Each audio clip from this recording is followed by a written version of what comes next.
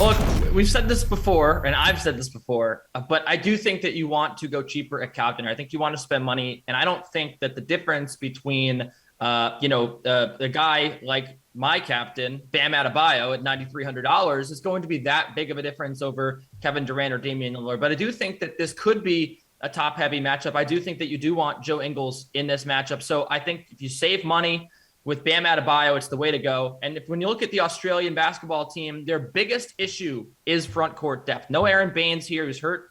And I don't think that they're going to be able to contain any of the U.S. bigs. I think that the strategy should be simple here, and it's to play in the post. So I think that Bam Adebayo, at the very least, should have an edge on the rebounding in the rebounding department. He should probably go for a double-double here. But if the U.S. was smart, I think they'd probably try to get some free points inside because this is a very weak front court for Australia. It's the area to exploit.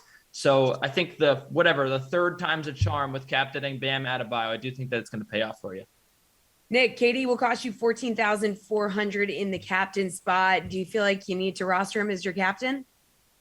I don't know that you need to, but I'm fine doing that. I mean, he's the third most expensive captain option, which doesn't necessarily line up with what you think, but he's coming off of 44 and 45 DraftKings points in his last two games, really asserted himself in that second quarter against Spain the other night, and kind of finally started to make this his team, which I think is very beneficial for Team USA and probably what they wanted to happen all along. But you could captain KD, you could still get Patty Mills in your lineup, you could still get Bam, you could still get Devin Booker, who's looked really good these last couple of games.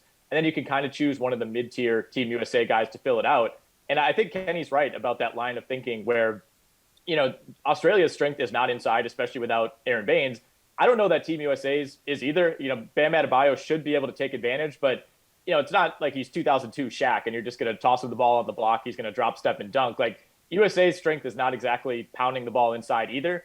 But I like the idea of Adebayo, exploiting Jock Landale, who's probably going to play a lot of center for Australia in this game. And then, rostering Jock Landale, who's pretty cheap for Australia on the other side to try to take advantage of both teams, I think, trying to pound the rock inside.